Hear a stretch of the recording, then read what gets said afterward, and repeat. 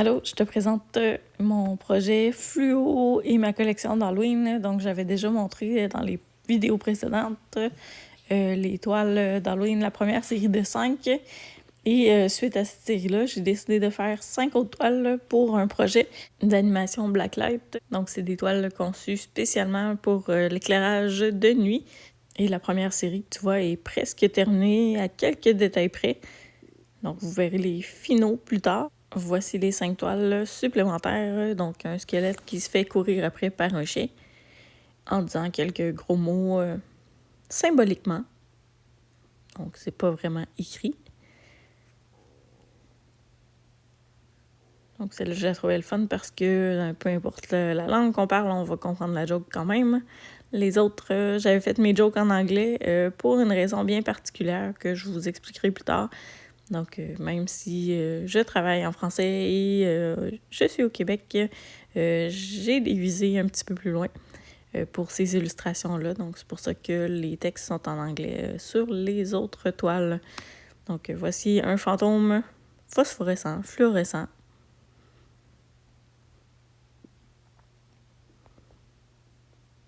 Disant que celui peut ghoster. Parce que ça a l'air que c'est quelque chose, un phénomène à la mode en 2023. Un phénomène qu'on peut questionner. Donc, les textes sont faits en flou au départ, puis je trace les contours un petit peu plus tard, là, une fois que la peinture est séchée. Donc voilà, avec quelques retouches à refaire dessus. Donc ça, c'est en train de sécher et pas fini encore. Voici la mort qui dit que ton heure est venue. Et la personne réagit en disant « Youhou, c'est le 5 à 7 » en anglais.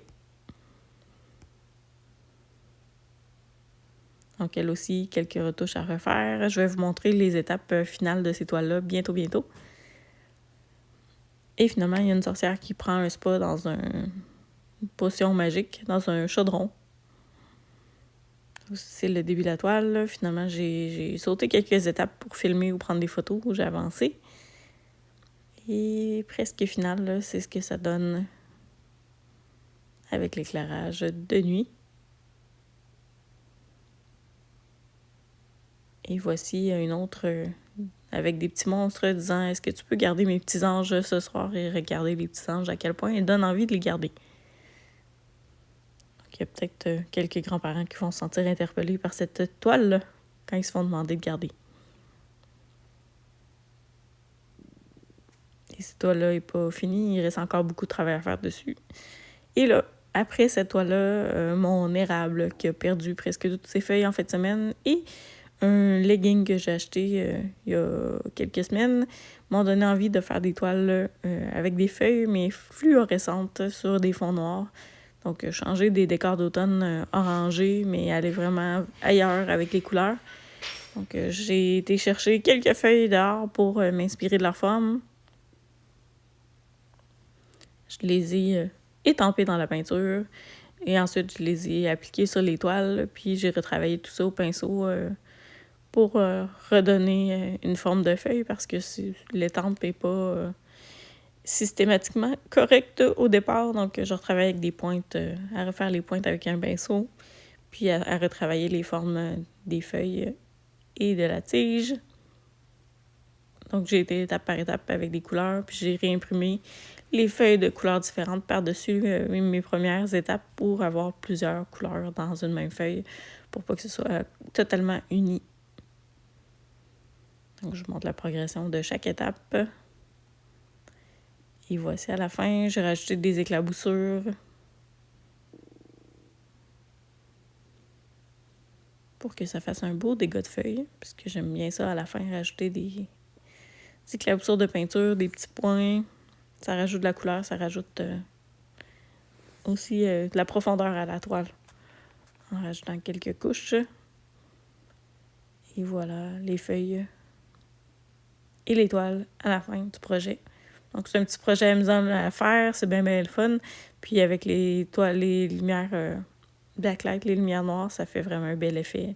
Donc, je suis contente, ça sort des peintures traditionnelles d'automne et j'ai mis des couleurs de feuilles qui n'existent pas vraiment, mauve, bleu et compagnie, pour sortir justement du conventionnel.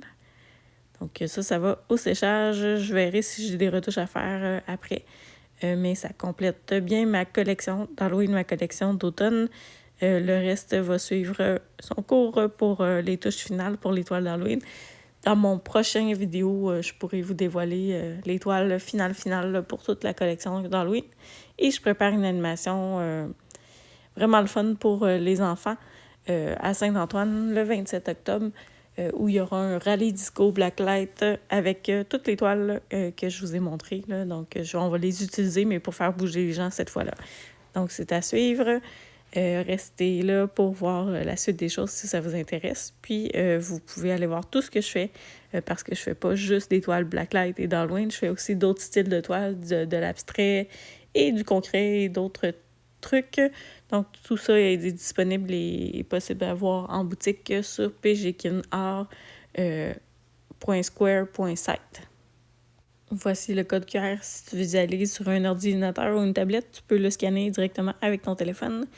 Sinon, je te dis merci pour ton écoute et à bientôt pour les prochaines vidéos.